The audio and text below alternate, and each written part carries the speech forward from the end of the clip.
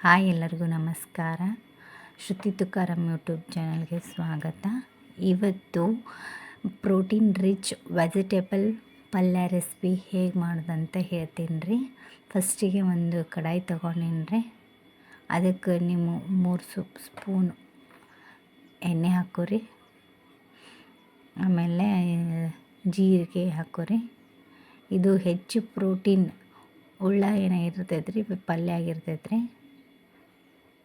ನಾನು ಸಾಸಿವೆ ಹಾಕ್ಕೊಂಡಿನಿ ರೀ.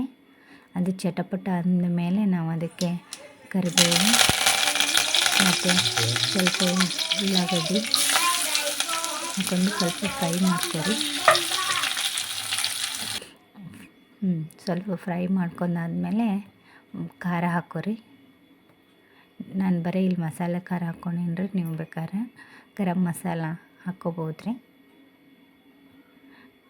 ಆಮೇಲೆ ಅದಕ್ಕೆ ಸ್ವಲ್ಪ ಟೊಮೆಟೊ ಮಿಕ್ಸ್ ಮಾಡ್ಕೊರಿ. ಅದಕ್ಕೆ ಕೂಡ ಸ್ವಲ್ಪ ಫ್ರೈ ಮಾಡ್ಕೊರಿ. ಆಮೇಲೆ ಇದಕ್ಕೆ ಅರಿಶಿಣ ಪುಡಿ ಹಾಕೋರಿ. ನಾನಿಲ್ಲಿ ಪನ್ನೀರ್ ತೊಗೊಂಡಿನಿ ರೀ.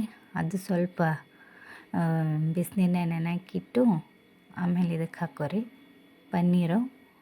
ಮತ್ತು ಹಸಿ ಬಟಾಣಿ ಅದಾವೆ ರೀ. ಇವಾಗ ಹಸಿ ಬಟಾಣಿ ಸೀಸನ್ ಅಲ್ರಿ, ಯಾಕೆ ಹಸಿ ಬಟಾಣಿ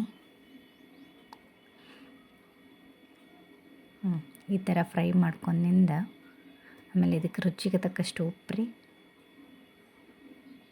ಆಮೇಲೆ ನಾನಿಲ್ಲಿ ಕಾಲಿಫ್ಲವರ್ ತೊಗೊಂಡಿನಿ ರೀ. ಒಂದು ಟೈಮು ಸ್ವಲ್ಪ ಬೇಯಿಸ್ಕೊಂಡಿನಿ ರೀ. ಯಾಕಂದ್ರೆ ಅದ್ರಾಗ ಹುಳುಗಳು ಜಾಸ್ತಿ ಅಲ್ರಿ. ಬಿಸಿನೀರಾಗ ನೆನೆಯಾಕಿಟ್ಟು ಒಂದು ಸ್ವಲ್ಪ ಬೇಯಿಸ್ಕೊಂಡಿನಿ ರೀ. ಆಮೇಲೆ ಎಲ್ಲ ಮಿಕ್ಸ್ ಮಾಡ್ಕೊರಿ.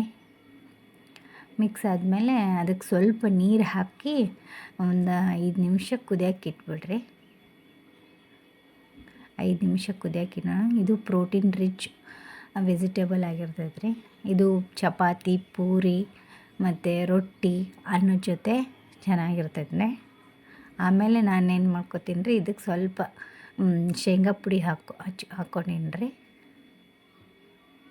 ಶೇಂಗಾ ಪುಡಿ ಹಾಕಿದ್ರೆ ಸ್ವಲ್ಪ ಗಟ್ಟಿ ಆಗ್ತೈತೆ ರೀ. ಆಮೇಲೆ ಕೊತ್ತಂಬರಿ ಹಾಕಿ ಮುಚ್ಚಿಟ್ರೆ ರೆಡಿ ಆಯ್ತು ರೀ ಪ್ರೋಟೀನ್ ರಿಚ್ ವೆಜಿಟೇಬಲ್ ಪಲ್ಯ ರೀ.